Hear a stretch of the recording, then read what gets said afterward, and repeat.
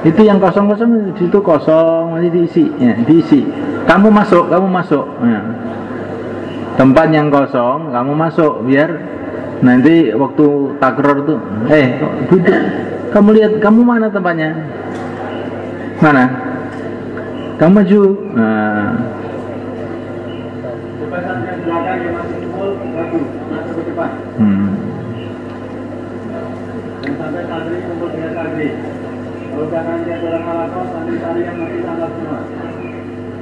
Nah, duduk.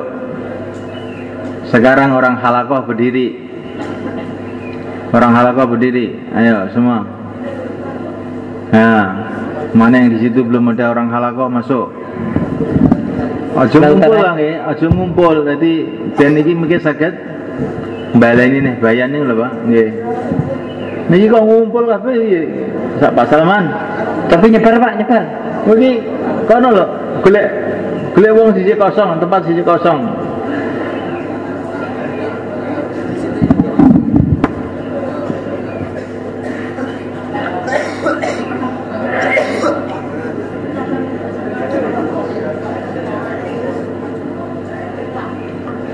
Nggih, pun, enggak.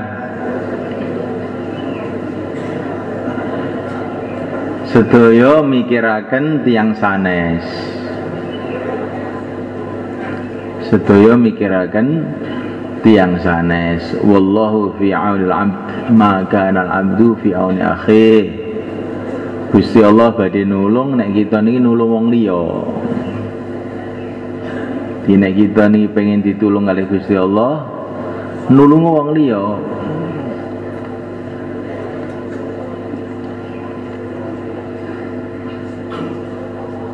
Makanya sedaya mikiraken tiyang sanes. Semua ini. Nah. Walaupun orang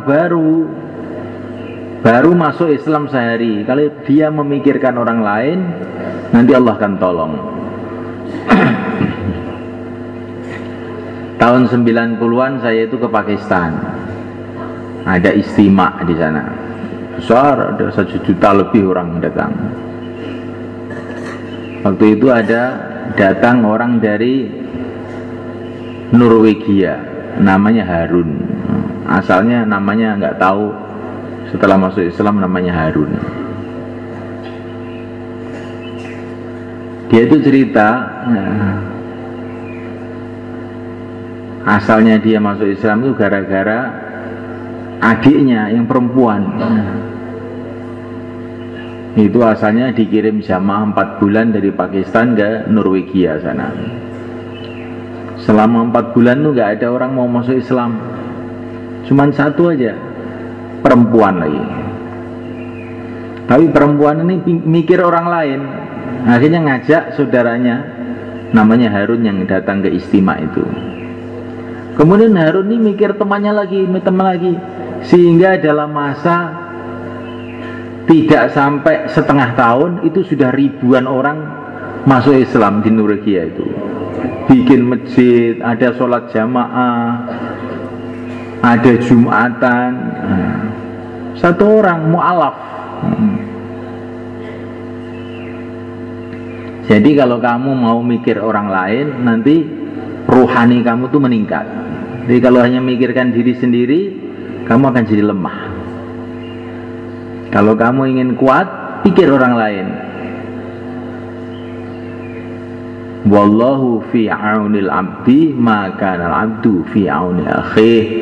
Allah akan menolong hambanya kalau hamba itu menolong orang lain. Insyaallah ya.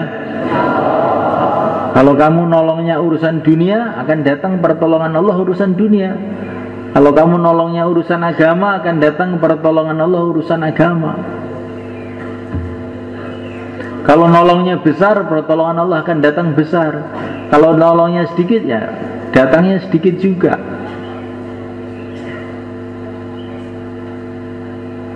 Maka para nabi, para rasul, para sahabat, para wali-wali Allah itu orang yang mikirkan orang lain urusan agama.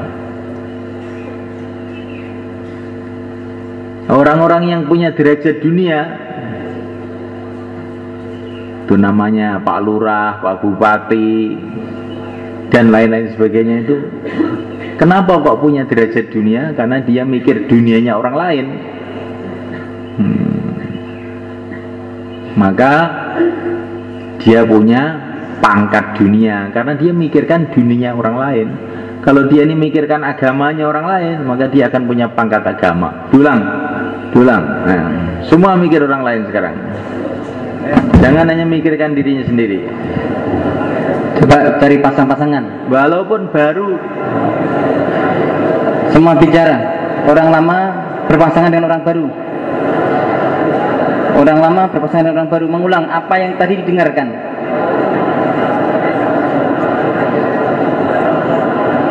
Semua latihan bicara. Setelah mendengarkan, sekarang dibicarakan supaya masuk dalam hati, supaya lebih paham lagi.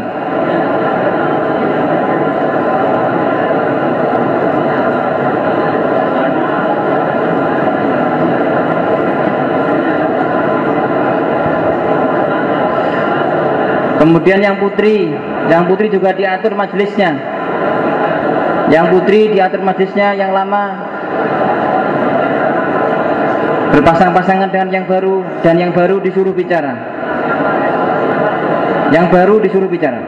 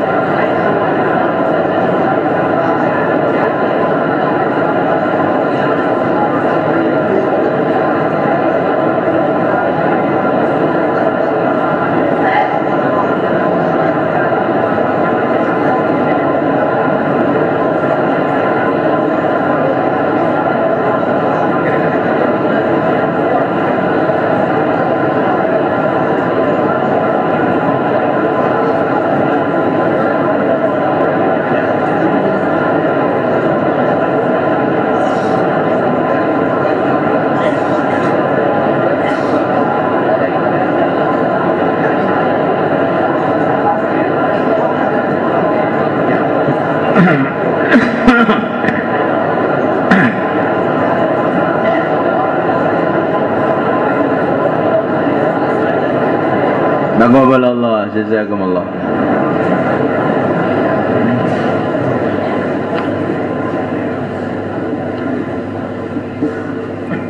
Ada orang India, namanya itu Dr. Sanaullah.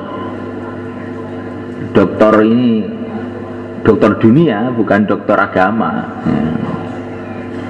Waktu tamat SMA, kira-kira umur 19 tahun, dia belajar di Prancis. Kira-kira 40 tahun yang lalu. Sekarang sudah tua, saya pernah keluar dengan dia.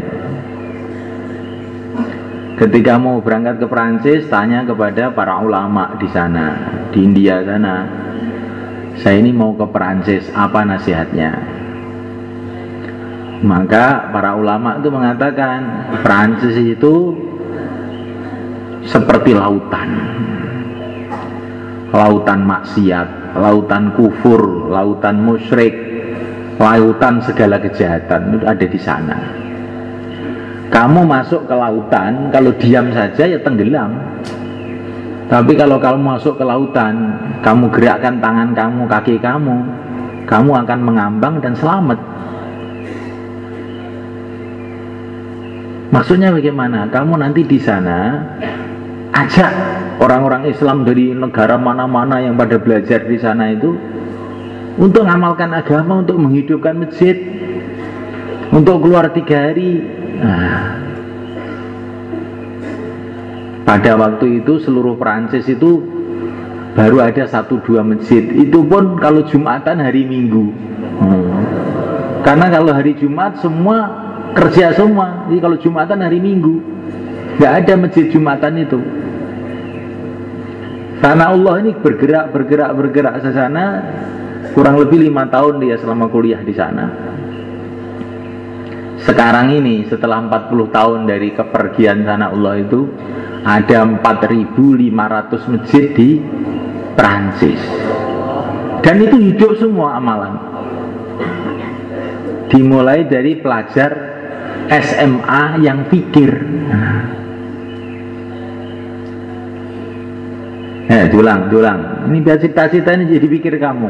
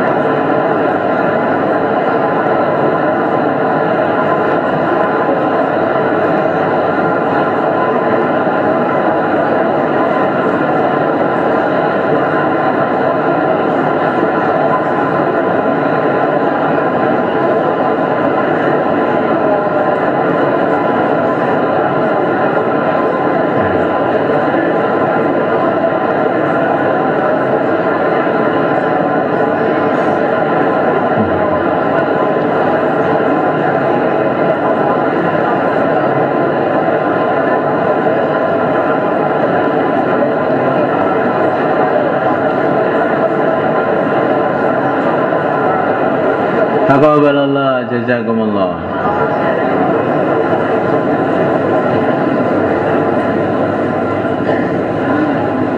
Ada orang namanya Andri, murid Man Madiun. Sekarang turun lagi ini sekarang. Ikut sanlat 3 hari. Di sini. Setelah itu dia kuliah di IAIN. Kemarin membuat sanlat seperti ini juga di pesantren Al-Hakiki Sidoresmo Jagir Surabaya. Satu orang sekarang bikin sanlat, ngundang teman-temannya bikin sanlat di sana. Kemarin ada berapa ratus orang, ratusan orang tuh ikut sanlat. 800 orang di Surabaya. Satu orang sanlat Madiun. Belajar cuma 3 hari di sini. Sekarang gerakkan banyak orang di sana. Kamu begitu insya Allah ya? Diulang. Ini orangnya masih hidup ini.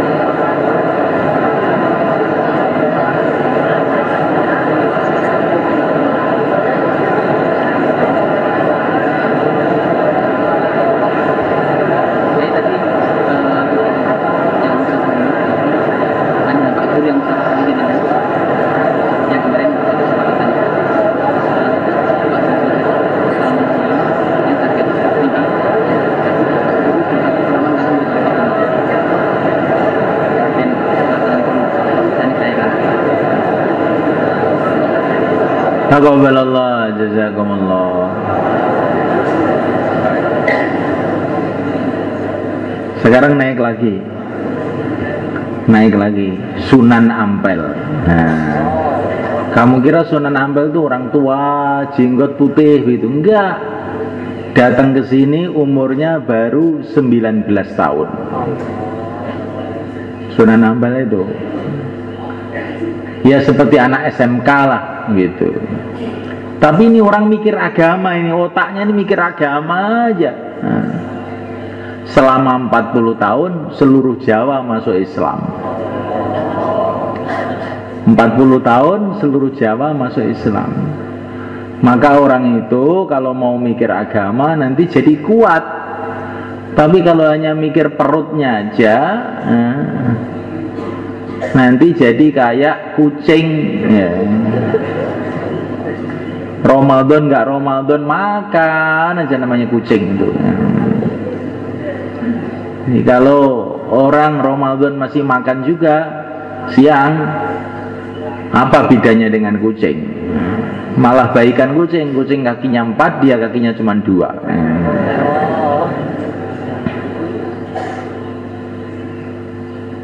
Kalau orang Ramadan atau bukan Ramadan tidak menutup aurat, wanita nggak nutup aurat, kalah dengan kucing. Kucing aja masih nutup aurat semua, ada pakai bulu, baju bulu. Ayam aja masih pakai celana sampai dengkul. Ini manusia kok nggak pakai tutup aurat, kalah dengan ayam. Pulang.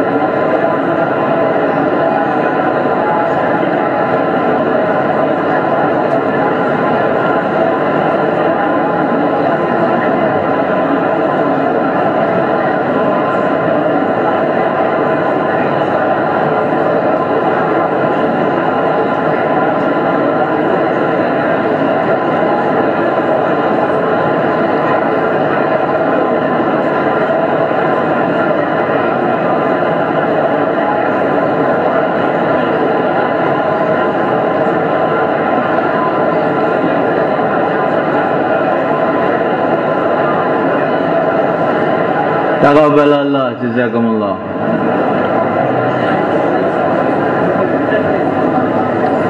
Anak-anak semua, setelah kamu keluar 3 hari ini, mesti kamu harus bisa mengambil satu kesimpulan. Kalau kamu bisa mengambil satu kesimpulan ini, kamu berarti lulus. Apa kesimpulan ini? Agama itu penting, sangat penting, bahkan yang terpenting dari segala yang penting. Karena apa? Dunia penting, urusan dunia penting, tapi urusan dengan yang menciptakan dunia lebih penting. Urusan dengan orang tua penting, tapi urusan dengan yang menciptakan orang tua lebih penting. Saya tidak mengatakan urusan dunia nggak penting lah ya, penting juga, tapi urusan dengan pencipta dunia lebih penting. Itulah agama. Maksudnya agama ini Islam. Nah, kalau bukan Islam itu bukan agama. Menurut Allah, inna dina indallahil Islam. Menurut Allah agama itu Islam. Nah, itu Islam itu agama. Harus mantap. Wa may yabtaghi ghairal islami dinan fala yuqbala min wa huwa fil akhirati minal khasirin. Barang siapa mencari agama selain Islam, tidak akan diterima oleh Allah, dan di akhirat dia akan rugi selama-lamanya. Agama ini penting. Dunia ini diciptakan oleh Allah karena masalah agama. Dunia hiruk pikuk ini semua diciptakan oleh Allah karena agama. Untuk apa? Untuk ujian siapa yang mau ngamalkan agama, siapa yang nggak mau ngamalkan agama. Dunia ini isinya cuma 2, enak dan tidak enak. Enak itu ujian syukur apa enggak enak itu adalah ujian sabar atau tidak.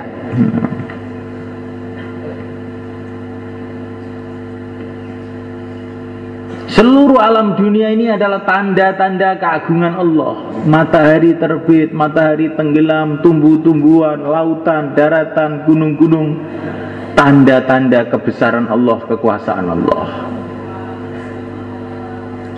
Yang paham, melihat gunung teringat Allah, melihat matahari teringat Allah, melihat tumbuh-tumbuhan teringat Allah. Dari tanah kok bisa keluar semangka, dari tanah keluar tebu, dari tanah keluar macam-macam tumbuh-tumbuhan. Ini ada yang ngatur ini. Kalau kamu tuh punya kotak, dibuka keluar semangka, dibuka lagi keluar durian, pasti kamu menyimpulkan mesti ada yang naruh ini. Kan gitu kan. Ya, ini bumi ini seperti kotak.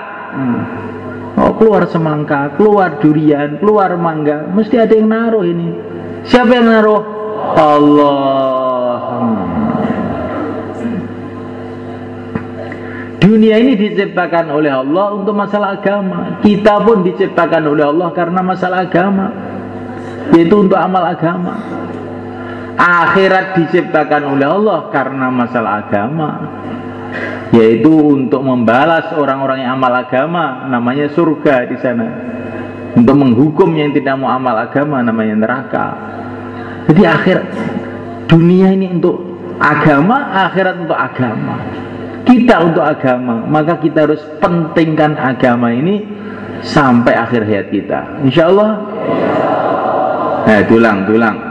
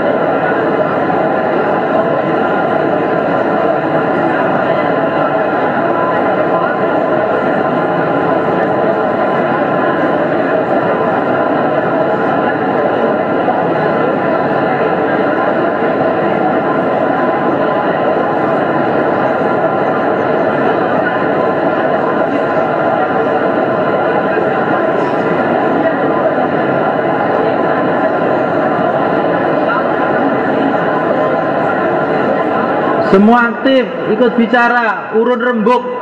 Walaupun satu kalimah, dua kalimah ikut bicara. Jangan diam aja, nanti pikirnya kurang.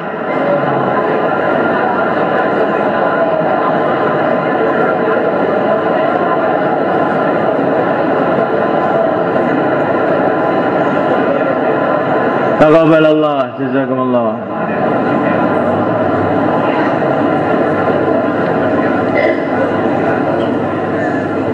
Supaya kita ini bisa mementingkan agama, maka perlu kita buat 4 kerja.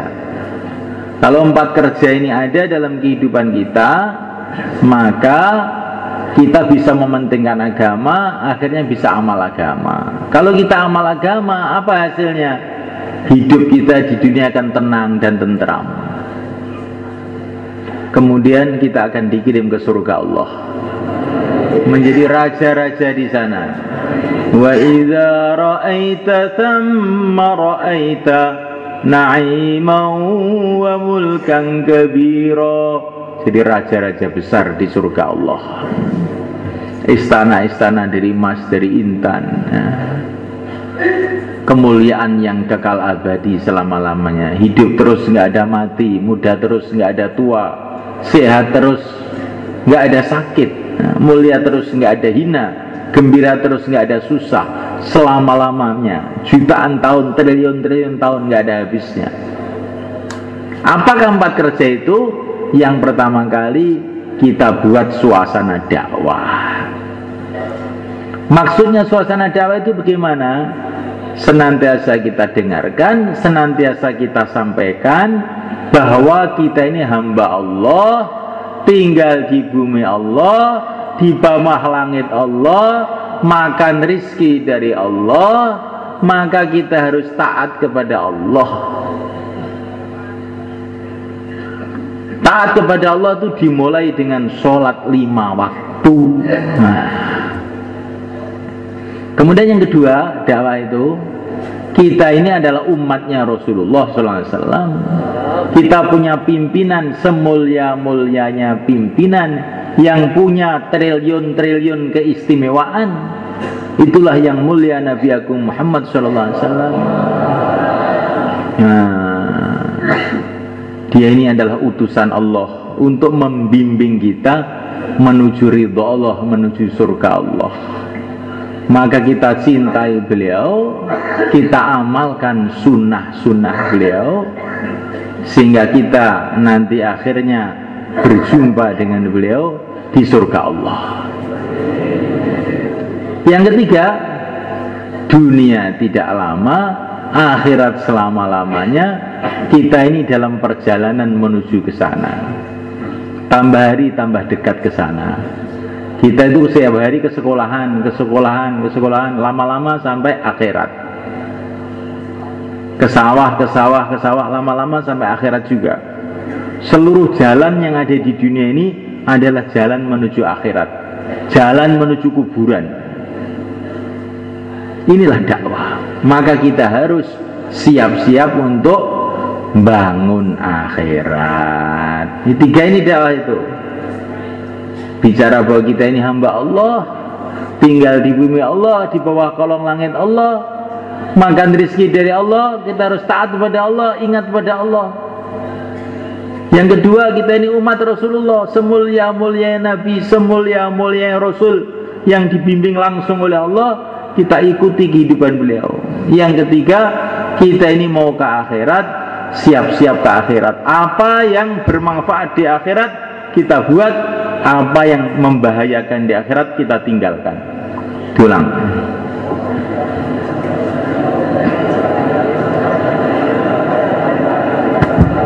Yang baru latihan bicara, gantian yang baru, jangan hanya yang lama.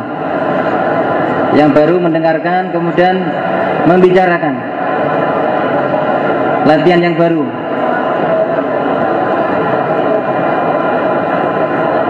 Dengan mendengarkan dan membicarakan akan lebih paham, akan lebih berkesan. Yang baru disuruh bicara, yang baru disuruh bicara.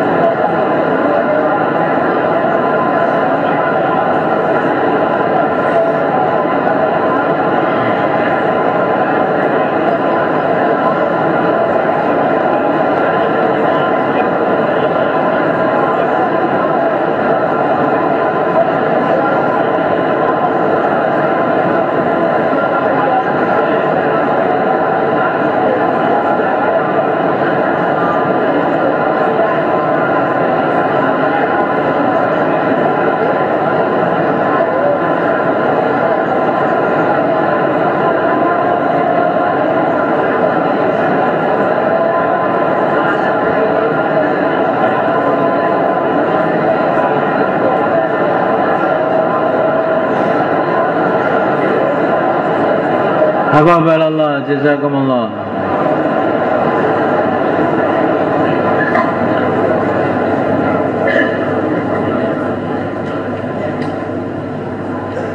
Kemudian yang kedua, supaya kita bisa mengamalkan agama, mementingkan agama, kita harus buat suasana taklim, suasana ilmu. Bagaimana caranya? Yang pertama kali ilmu fadhail. Tiap hari baca kitab fadilah amal sebagaimana yang kamu baca waktu keluar itu sehari setengah jam. Bersama keluarga, bersama teman-teman di masjid. Insya Allah. Untuk apa? Supaya kita ini sebagai hamba Allah dapat nasihat langsung dari Allah. Itulah kita fadilah amal. Kita ini umat Rasulullah, maka di situ kita dapat nasihat langsung dari Rasulullah SAW. Kita punya generasi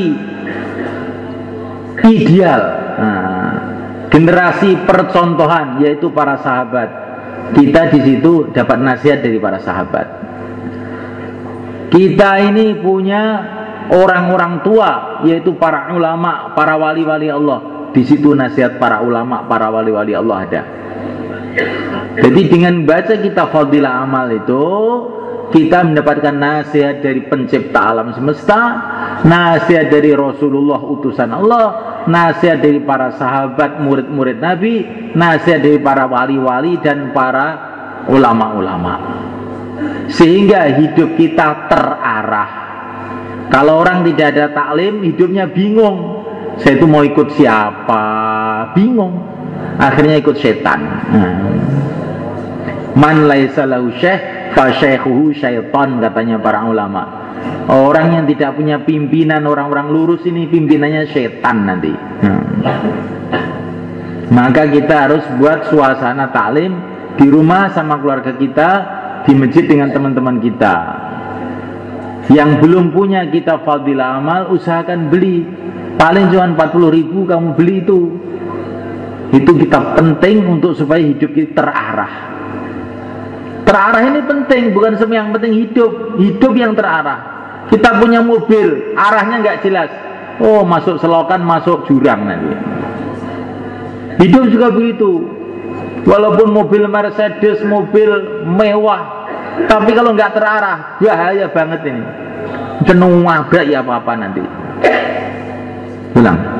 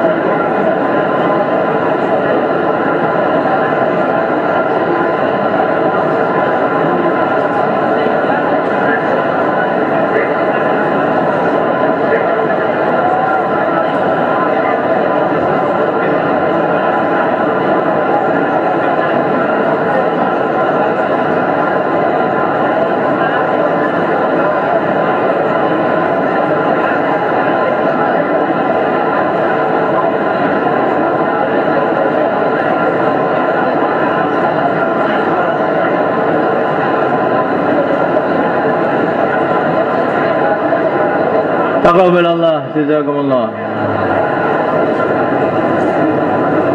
Santri-santri pelajar ya, setiap habis zuhur ada program taklim di sekolahnya masing-masing.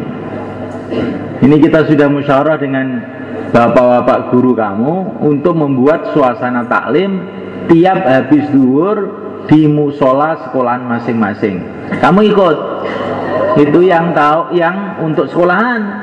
Tapi kamu beli sendiri kitab fadilah amal, kamu baca di rumah dan di masjid, insya Allah.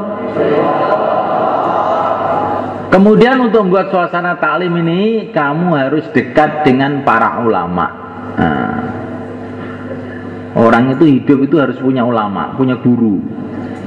Jangan hidup ucul kayak nggak punya tali. Kambing itu kalau ucul nggak ada talinya nanti ngebyong.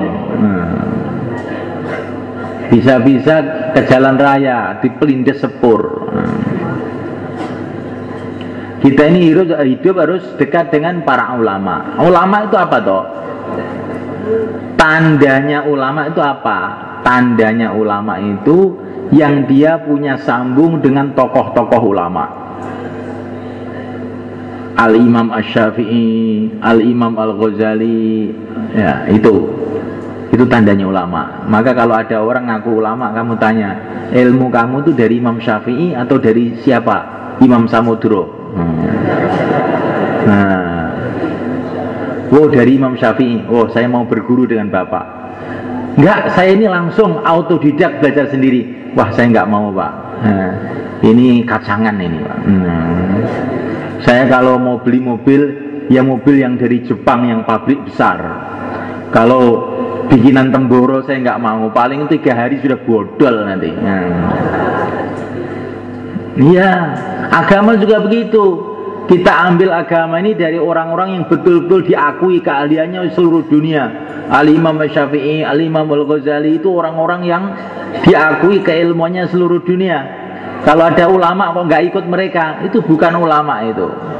Dokter tapi nggak pernah ke fakultas kedokteran, bahaya nanti. Obat tikus dikasihkan kamu malah mati kamu nanti.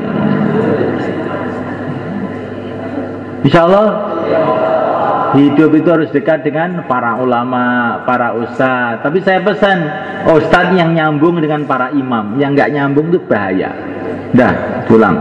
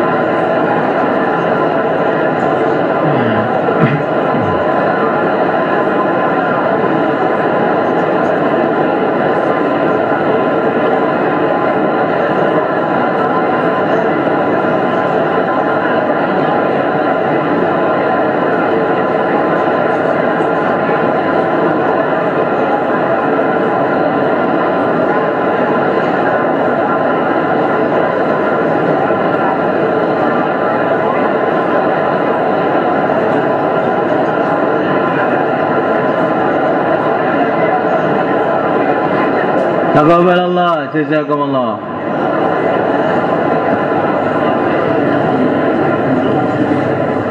Kemudian yang ketiga, supaya kita ini bisa mengamalkan agama, mementingkan agama, kita harus buat suasana ibadah. Apalagi dalam bulan Ramadan ini. Suasana ibadah itu untuk menanamkan dalam hati bahwa kita ini hamba Allah. Dalam keadaan sibuk, Allahu Akbar, pergi ke masjid, merasa saya ini hamba Allah. Tapi kalau waktu sibuk, Allahu Akbar, nanti ajalah. Nanti kita ini lama-lama tidak merasa jadi hamba. Maka bahaya ini. Kalau anak nggak merasa jadi anak, bagaimana kira-kira? Kalau murid tidak merasa jadi murid, bagaimana? Kalau rakyat merasa jadi presiden, bagaimana? Masuk penjara. Kalau hamba tidak merasa jadi hamba, kemana? Ke neraka. Kamu itu hamba ciptaan Allah, kok nggak ngaku? Suruh sholat, ini hak asasi manusia pak. Hak asasi manusia. Kepelindes sepur hak asasi manusia. Ini mau ke neraka ini, kok hak asasi manusia. Hak asasi manusia itu istilahnya orang kafir. dibikin untuk merusak orang, apa-apa hak asasi manusia. Nanti ada orang kecemplung sumur, hak asasi manusia. Minum narkoba, hak asasi manusia. Rusak jagat ini. Lama-lama maling, hak asasi manusia. Mukulin orang, hak asasi manusia. Mau telanjang bulat di jalan, kenapa ini kaki saya sendiri? Hak asasi manusia. Akhirnya jadi kucing semua. Ya, supaya tertanam rasa kita ini adalah hamba, perlu kita buat suasana ibadah, terutama sholat 5 waktu berjamaah. Usahakan sholat itu berjamaah, jangan sampai nggak berjamaah, karena kalau berjamaah mudah diterima oleh Allah. Kemudian puasa ini juga untuk menanamkan bagi kita ini hamba keyakinan bahwa seluruh makanan di dunia ini milik Allah, dunia ini milik Allah. Kalau Allah nggak boleh makan, saya nggak berani makan. Nah, ini rasa hamba ini akan wujud dengan ibadah. Suasana ibadah kita buat di masjid kita, di rumah kita, sholat, baca Quran, suasana ibadah kita hidupkan. InsyaAllah. Ayo diulang.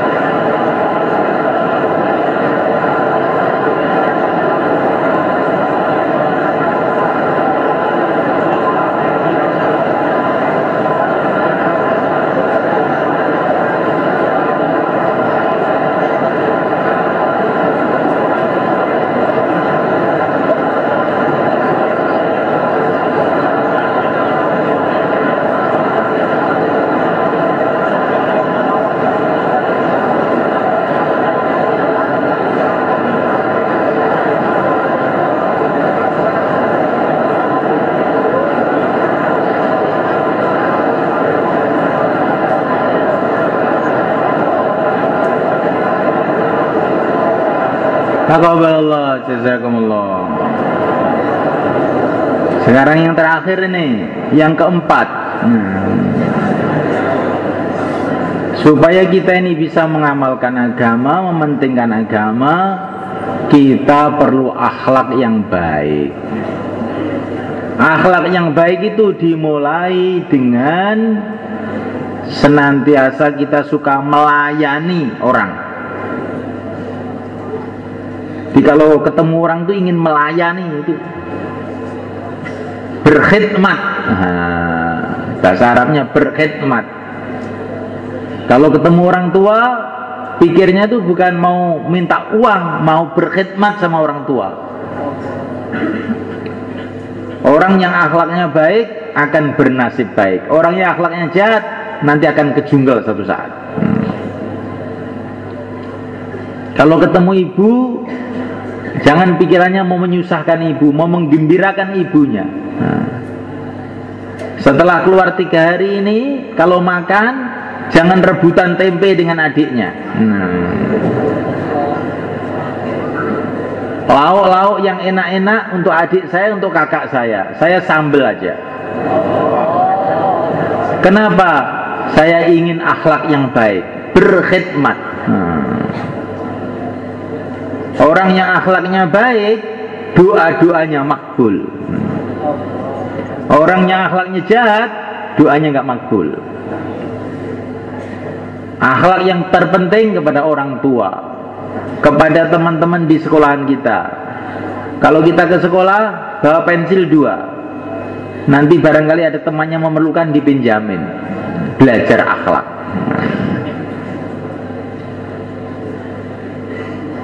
Bawa penggaris 2, untuk apa? Barangkali ada yang ketinggalan penggaris, bisa dipinjamkan. Kalau enggak waktu puasa, pergi ke sekolahan bawa permen 10, 5 untuk temannya, 5 untuk saya. Untuk apa ini kamu kok buat begini ini? Belajar akhlak biar doanya makbul. Insya Allah.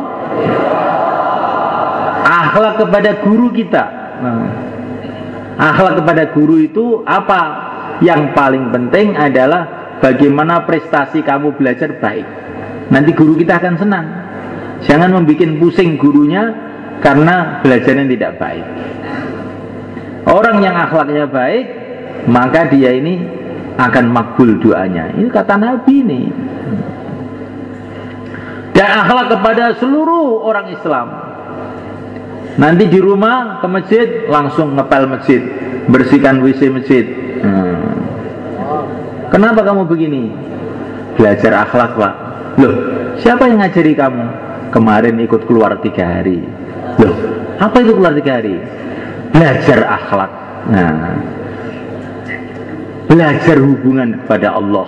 Loh, kok bagus ya? Saya ikut, bisa nggak begitu? Bisa.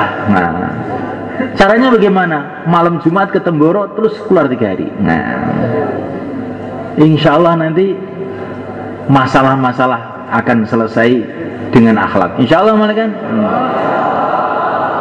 Kalau pulang ke rumah, assalamualaikum. Kemudian salaman sama ayahnya, ibunya, cium tangannya. Melihat orang tua dengan kasih sayang itu adalah satu ibadah. Melihat orang tua dengan kasih sayang adalah satu ibadah. Maka Subhanahu wa ta'ala, dengan akhlak yang baik ini kita akhirnya bisa kerjasama mengamalkan agama, mudah mengamalkan agama. Insya Allah. Diulang.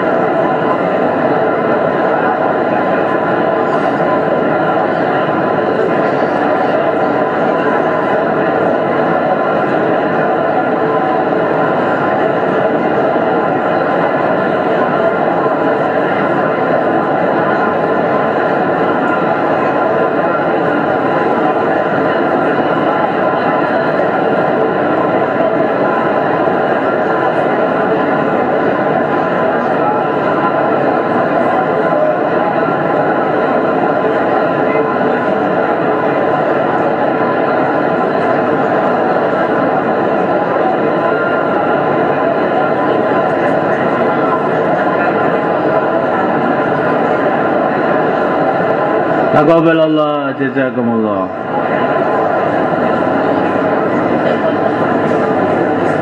Alhamdulillah. Kemudian anak-anak semua ya, kamu belajar di SMA perlu 3 tahun. Untuk belajar urusan-urusan kecil saja 3 tahun itu belum selesai. Belajar urusan kecil, urusan dunia ini yang hanya untuk 60 tahun, 70 tahun ini 3 tahun belum selesai. Mulai SMP 6 tahun, nanti perguruan tinggi 10 tahun. Untuk ngurus dunia ini kita perlu banyak waktu. Untuk ngurus akhirat 3 hari belum cukup.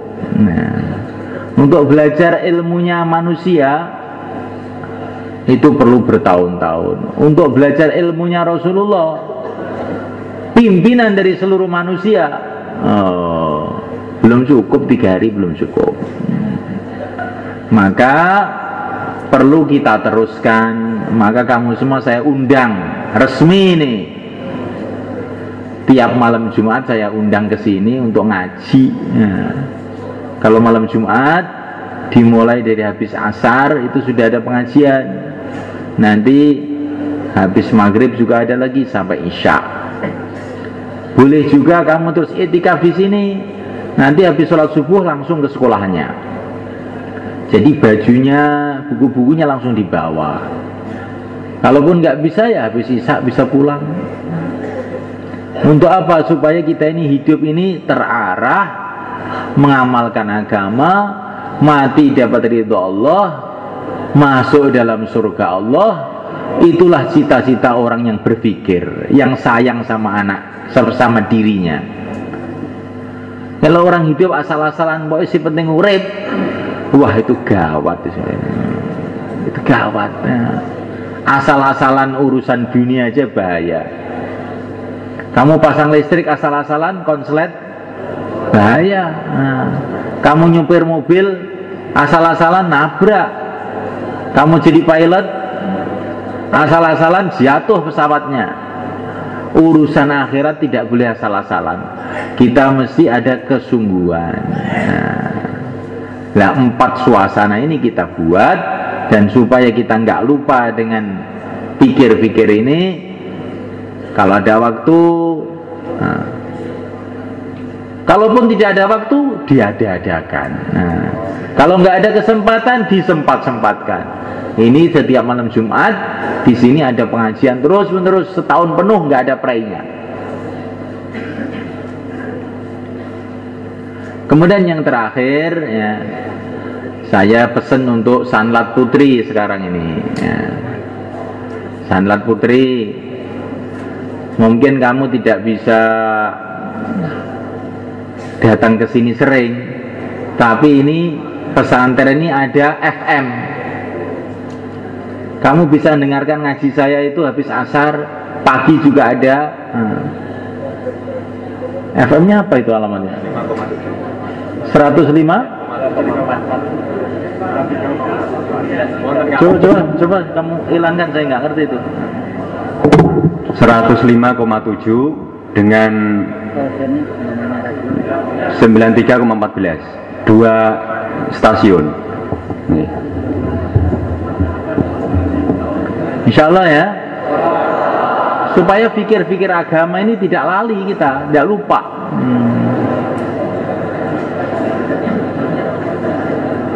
Kemudian yang terakhir, nanti setelah ini kita akan zikir pagi petang sejenak. Terus kemudian bapak-bapak guru salaman dengan saya. Untuk apa ini salaman ini? Karena Nabi mengatakan orang Islam yang bersalaman dosa-dosanya akan diampuni oleh Allah. Saya sebetulnya ingin salaman dengan semuanya, tapi nanti terlalu panjang. Saya salaman dengan bapak gurunya saja. Setelah itu bapak guru salaman dengan muridnya dari sekolahan masing-masing. Nah, nyambung biar. Man safahani wa safaha man safahani ila yaumil qiyamah dakhalal jannah. Nabi mengatakan barang siapa salaman dengan aku, atau salaman dengan orang yang pernah salaman dengan aku, atau salaman dengan orang yang pernah salaman dengan aku, sampai hari kiamat dia nanti akan lurus hidupnya.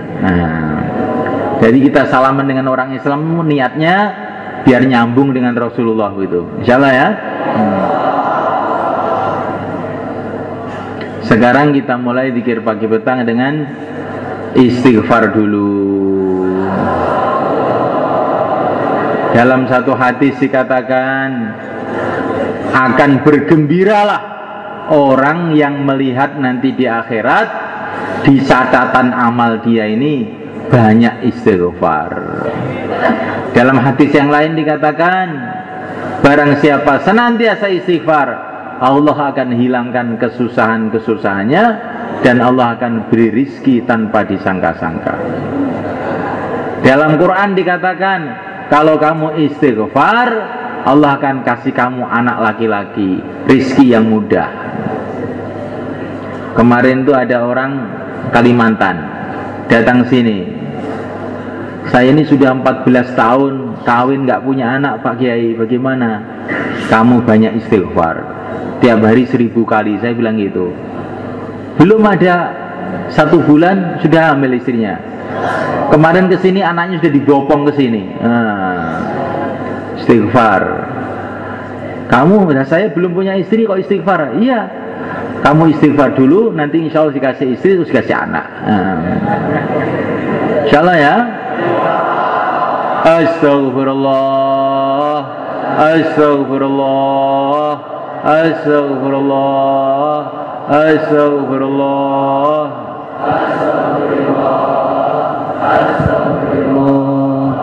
Astaghfirullah, astaghfirullah, astaghfirullah, astaghfirullah, astaghfirullah, astaghfirullah, astaghfirullah,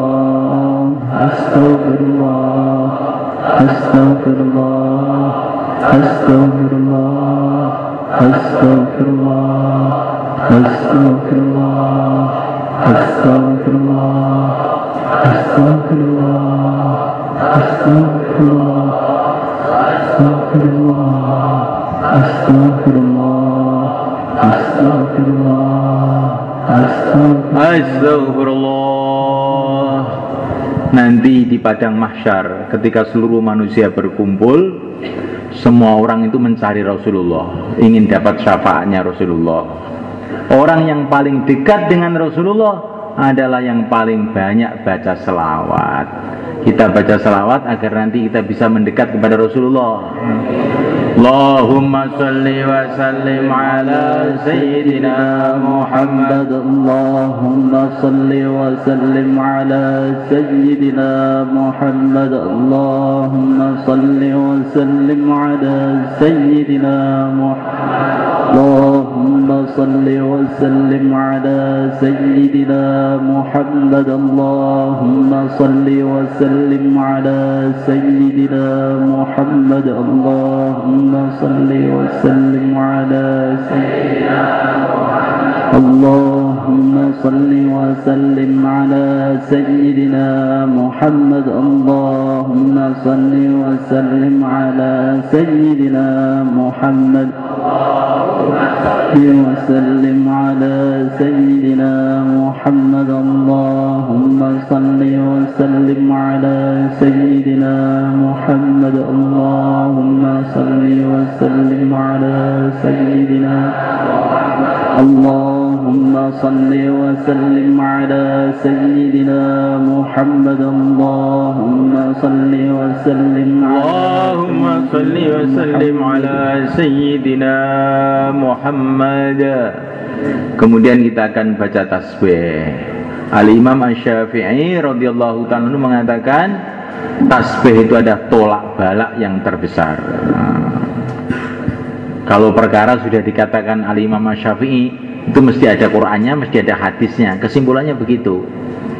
Kalau sudah kata Imam Syafi'i itu mesti bisa yang dalile gitu. Jangan kamu tanya dalilnya lagi. Subhanallah walhamdulillah wa la ilaha illallah. Allahu akbar. La haula wa la quwwata illa billah. Subhanallah walhamdulillah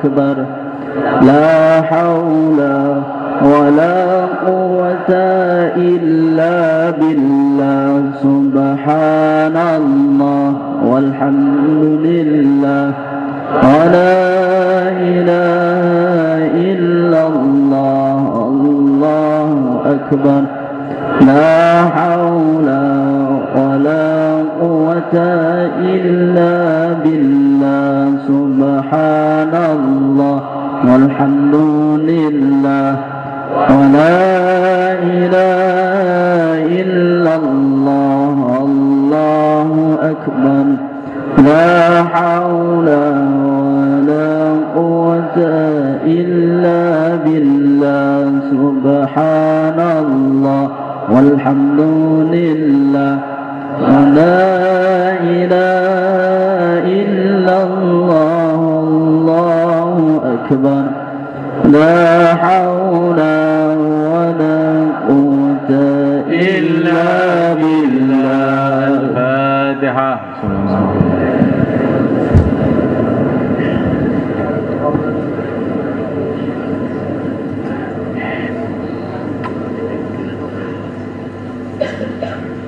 Sekarang bapak-bapak guru salaman dengan saya, terus menunggu murid-muridnya salaman dengan muridnya. Baik Bapak Guru, dimohon segera ke sebelah utara kursi. Mohon Bapak Guru ke sebelah utara kursi biar nanti berjajar. Mari Bapak Guru dan jamaah dari Pemkab. مولاي صل وسلم